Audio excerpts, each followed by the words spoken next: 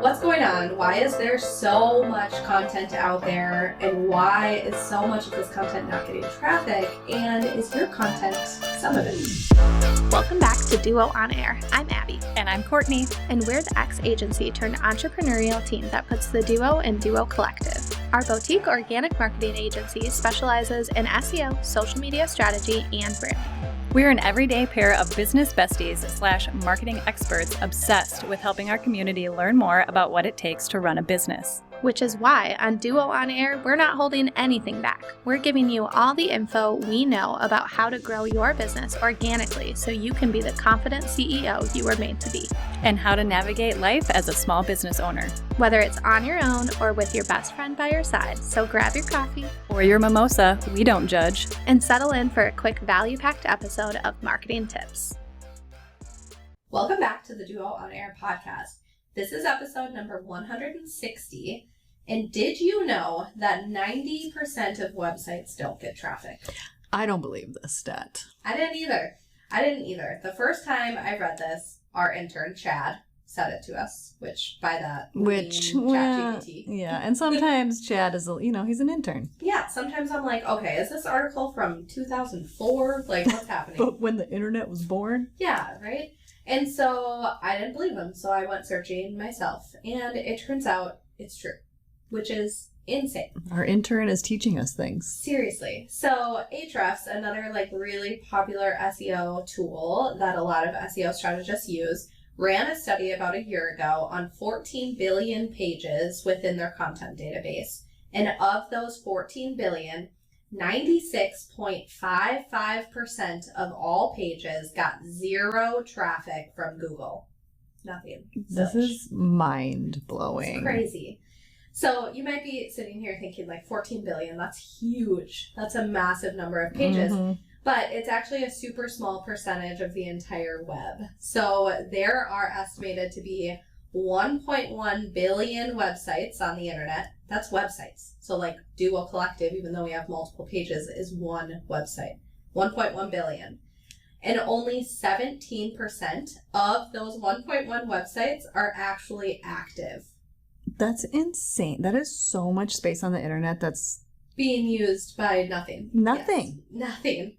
So there's so much content out there that doesn't even exist, or the content still exists. You still get served it, but the business isn't caring about the website or focused on it, or maybe not even in business anymore. That's so crazy. Okay, random question. This is probably going a little off of topic, but if let's say you shut your doors down or whatever and you don't need an online space anymore, trash? How do you get rid of your website? Can you get rid of it? Your domain would expire. So you wouldn't re-up your .com. Mm-hmm. So yes, you can just completely shut it down. But are some people who don't have these businesses just paying for a domain that they don't clearly remember? Yeah, I'm sure there are some people who are paying for a domain because it's $12 a year, you might not even notice that you still have it. Yeah, that's crazy. You'd think it's on a business card or it'd be lapsed at some point. Right. But yeah, that's crazy. That is insane. So, and of all of that, about 50 billion web pages are indexed on Google. So there's a lot of stuff out there, but only 96% of it is getting traffic, which is crazy. And I think a lot of times you might read all of that and all the skeptics out there might be like, okay, so that kind of means SEO is dying, right? Everything just lives out there. No one finds it. It's just out there in the world. Old school blogging. Yeah. But that is very much the opposite. And now if you look up the typical Google engagement, I'd say, so Google processes 99,000 search queries every single second. Okay, so what exactly does that mean? So every second, it's processing someone typing a keyword into the search bar 99,000 times every second. That's incredible. Crazy. That's incredible. It's a crazy number. And so if you break that down even more, 8.5 billion searches every single day. And the average person, that kind of breaks down to the average person conducting between 3 to 4 searches a day. Okay. which is pretty, I mean, that's if you pretty think about hard. it, yeah. Mm-hmm. I definitely Google a few times a day, Yeah. and I don't even think I realize how much I do it. Oh my gosh. Okay, now you gave us homework on the last episode. Now I feel like I want to give everybody homework on this episode, and that's to just track for like a week, just like 1 week, how many times you Google things. Yeah. Because I bet I don't even know. No, you probably don't. Like, think even today, like, is there anything you Googled? I just Googled something. Yeah, you did. Right in front of me. I know. So it happens so often. So yes. So what's going on? Why is there so much content out there? And why is so much of this content not getting traffic? And is your content some of it? Which, newsflash, yes it is. Some of your content is getting zero traffic. But guess what? Some of my content is getting zero traffic too. Like, it's okay. So there are so many pages, and you can't, the goal shouldn't be that every single page has to get search traffic. I know that's like, that is the goal, but if you put the pressure on yourself to do it every single time, it's overwhelming. Mm-hmm. Sometimes you're going to create content that flops. It's just like Instagram. Like, sometimes you're going to create a reel and it just doesn't perform and it doesn't get a lot of views. And same thing. Sometimes you're going to create a blog post that you think people really want and it turns out they don't. And then some days you're going to create a blog that you're kind of like, whatever, this is just an idea I had. I think it'll be great. And it outperforms all your other blogs, just like reels. Like one of your reels goes trending and you didn't even, or goes viral and you didn't even know or try. Yeah. So speaking of that company, Ahrefs, who is a really big SEO tool, they get, millions of traffic hits every year. And if you go look up their own website, they have plenty of blogs and plenty of pages that also get zero traffic from search. And that's just the reality of the situation, is that sometimes you just get zero traffic, and that's okay. Let's optimize the ones that are working really well. Let's create content that we think is going to get traffic, and let's just focus on overall quality. Mm-hmm. Because if you still have content that doesn't get traffic, but it's high quality, and maybe you created it for a different purpose, like your Instagram followers or your email subscribers, and other people are reading it, but not searchers, that's okay too. Mm-hmm. So. Exactly. Okay, so I'm excited for this next part because I feel like I'm going to learn some stuff too. But we're going to start diving into why most websites get zero traffic. And the first one is they don't have a keyword strategy, which that one kind of seems like for us, I guess, a no-brainer. But if you don't have the right words, you're not gonna have anybody come into those pages. Yeah, so a lot of times we're just creating content without actually understanding what our audience is searching for. So you're making content that you like, which, you might think people are searching for it, but they're not, or they are searching for it, but they're searching for it with different words because they're not an expert like you. Mm-hmm. So they're going to use words that are different and not really understand it. So like a good example is something along the lines of, you are a business owner and your website isn't getting traffic, and what are you going to search? You're going to search, why isn't my website getting traffic? You're not going to search something that's like SEO, why you need an SEO strategy to get traffic or something like that. Because the answer, SEO strategy, is like what they need, but they don't understand what that means and they're never going to search it. So when you think about who our typical SEO audience is going to be, they're not going to be searching the jargony SEO words that we know. They're going to be searching for, why doesn't my website get traffic? I always think of keywords as like the basic words that people use in their day-to-day life that isn't super specific. Yes. Because when you go to Google, you're usually just typing in a very vague, basic question. Like it's not usually super specific with all these details in it because like you just have a really simple question and you want to get answers for it. So I always think of it like that. And like you're always so close to your business too that the words you use are most likely not the words that your audience or consumer is using. Yeah. Unless you have a really, really niche audience, like you need to make sure like these people are a certain type of business owner or a certain type of person with something happening in their life that's very specific. Like if you have a very niche audience, then you are going to want to use words that only they will search for. Exactly. So there's definitely a two-part strategy to that, but it's making sure that like at the end of the day, your website might not be getting any traffic because no one's searching for any of the words that you put on your website. Mm-hmm. Yeah, that's simple. Yep. So the second one is poorly optimized website structure. So when we think of website structure, I want you to think of your website being a map to the park that you own. You own this beautiful park, and your navigation is your map. So how are people going to navigate your entire website? How do they go through the top menu bar, the hamburger bar, the footer menu, click the buttons on your page? How do they get from A to E throughout your website? Seamlessly. Yes, seamlessly. So I want you to think about your top biggest pages on your website. Like, say, this blog is one of my best pages. This resource is one of my favorite resources. This is my podcast page. It's super important.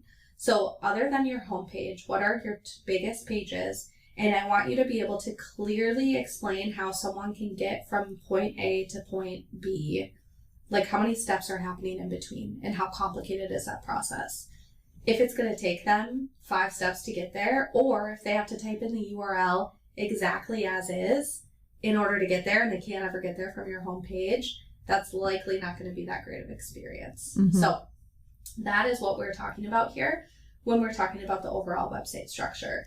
Is Google crawlers are just like your audience. So they need to be able to actually navigate your website just as easily as a user is. So if their robots are having trouble navigating a website, then so are people, and they're going to ding you for that and likely not even show you on search. Mm-hmm. Yeah, that's crazy. Yeah, your website is just like a whole experience. Like, if you think about websites you've gone to and it's like ads popping up or things are lagging or it's super slow or it's very confusing, or I'm curious to your thoughts on this, Abby, but like when I'm on a website and I click on something and it opens up a new tab, and then I click on something else on their homepage and it opens up a new tab, and it's not necessary because it's still within their own website, that drives me bonkers because I'm like, wait, like that should have just brought me to the next page in your website versus opening up all of these new tabs. Yeah, I like that. So I am of two minds on that.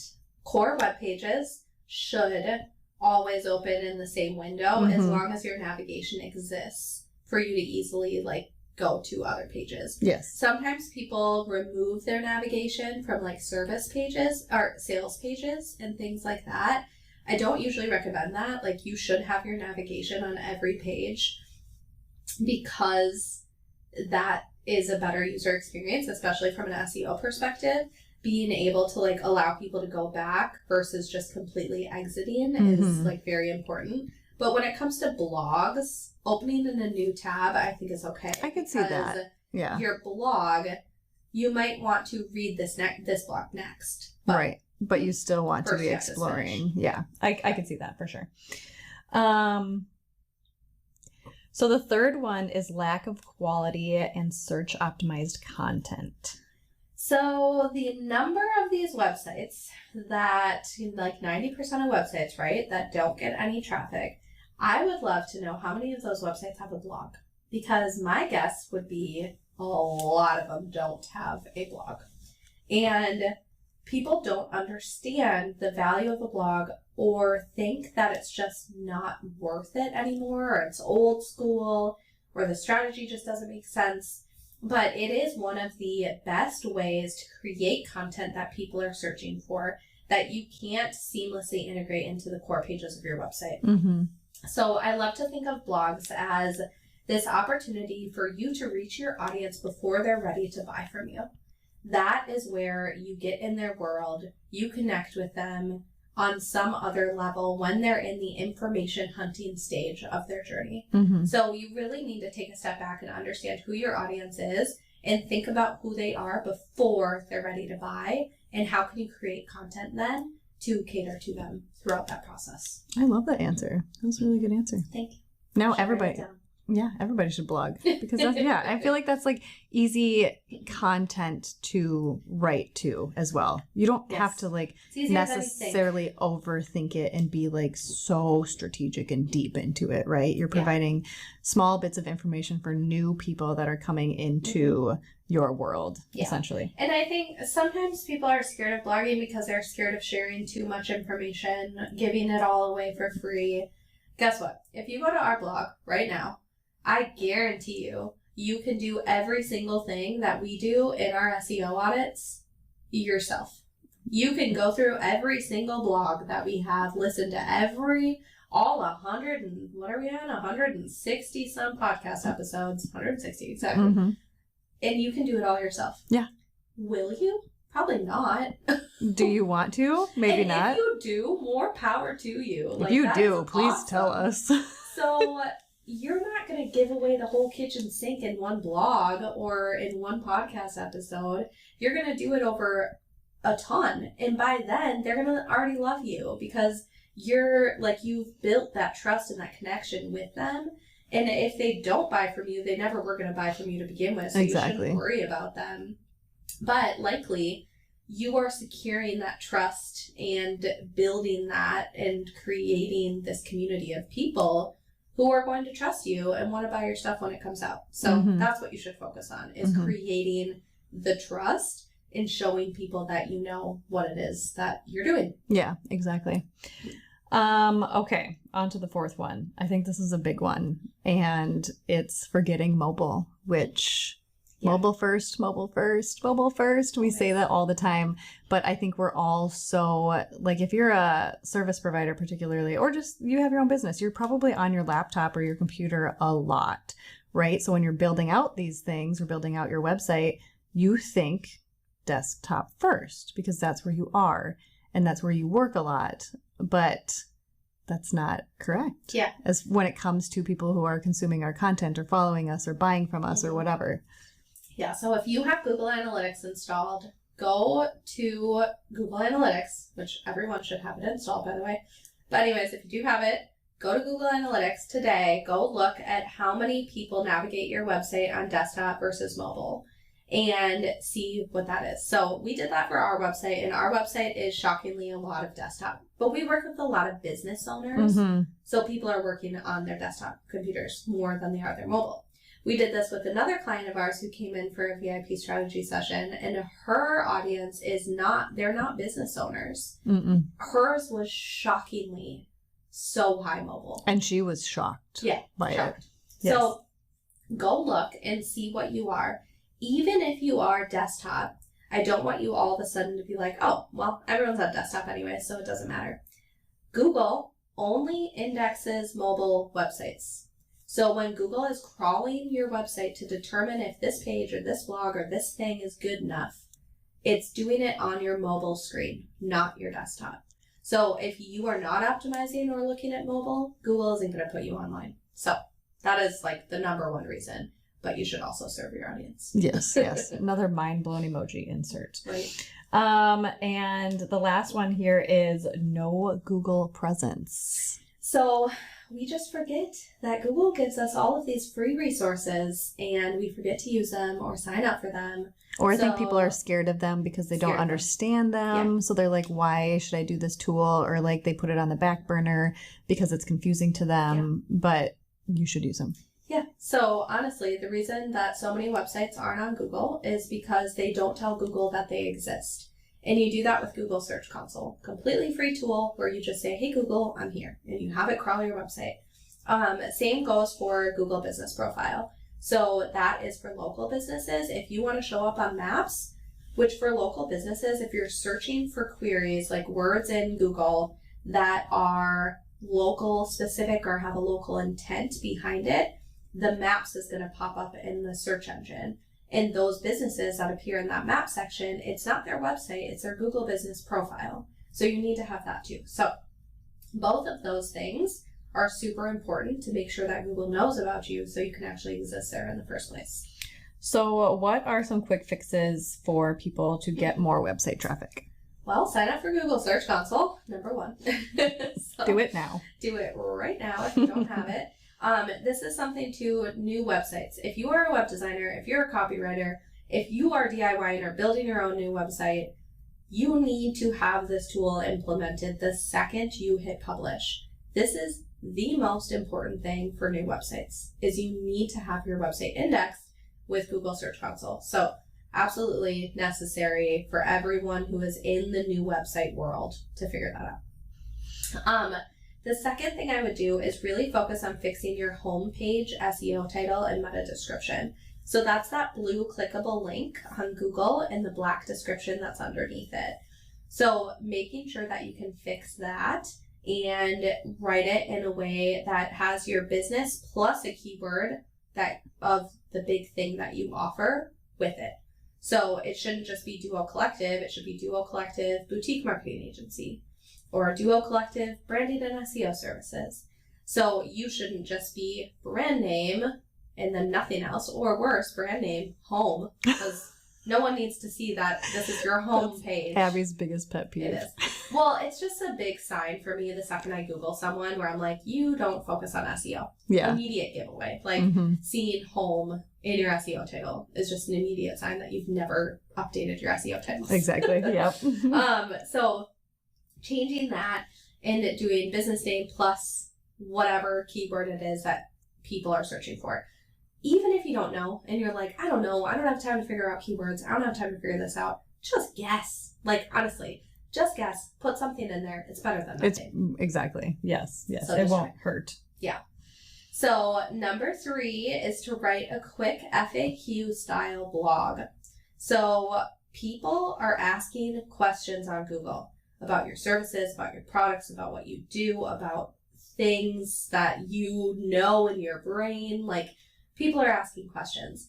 So can you create an FAQ style blog that's like an ask anything about this, ask anything about that? Like, write down all the questions that your clients, customers, students have asked you lately and put it all in a blog, and maybe Google some of those questions and see what pops up on the Google search page for the people also ask. That can be really helpful to give you new ideas of questions that you can dig into under different topics. I love that. And then the last one is to get backlinks or get your first backlink. So this is a link of your website that lives on someone else's website. So if you have never done this before, no idea what a backlink is, and this feels like foreign language to you, we have a 5-day email challenge for you. So you can go take the 5-day backlink email challenge, and then you'll work your way towards your first backlink by the end of it. Yay! So we'll walk you through the whole thing, break it down day by day, bite-sized information, so it's not super overwhelming. All right, so if today's episode got you thinking about how you might need to get more eyes on your business, we have something extra special for you. Yay. So on Monday, March 17th, we are hosting a free live training where we'll break down 5 ways to gain visibility and get found online. So this isn't just going to be another information session like we just shared right now. We want to share some real actionable strategies to help you grow and get more clients, leads, growth, all the good things, get more traffic on your website so that you're not going to be the 90%. Let's be that, it's 96.55. Let's be that 4 point whatever. Yeah, 4 point number. 4 point blah, blah, blah. Let's just get you to that 4%, right? Yes. Let's get you in that 4% of people that actually get traffic, and plus. That sounds so crazy. It does. It sounds nuts. It Yeah. sounds nuts. And the best part about these trainings is that when you join us live, we always save a ton of time at the end for Q&A, and love answering all of your specific questions. So if you can join us, please do, because the Q&A is always just gold. It's like my favorite part of the whole thing, like watching the questions come in and then having them at the end. People have such good questions. It's always so many good. questions. Yeah. So if you're listening to this after the 17th, don't worry. We'll have the replay live so that you can tune in. So you can go right now to save your seat or watch the replay. We'll put the link in the show notes, or you can go to duocollective.com/getfound. Get found. If you liked this episode, please be sure to share it with a friend and subscribe so you don't miss any new episodes dropping every Monday. Plus, if you haven't already, please leave us a review and don't hesitate to share any new episode ideas. We love hearing from you and creating this content for you. See you next week.